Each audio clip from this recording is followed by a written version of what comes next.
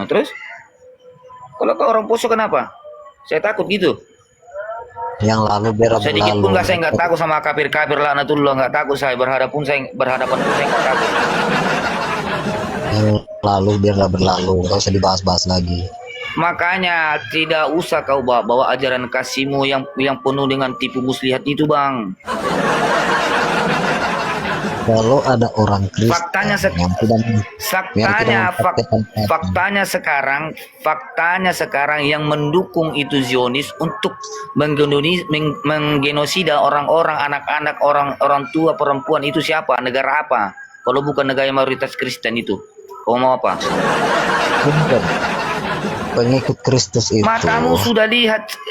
Matamu sudah melihat yang terjadi di muka bumi ini. Mayoritas Kristen yang mendukung untuk genosida di Palestina sana, itu negara apa kalau bukan negara Kristen? Apa?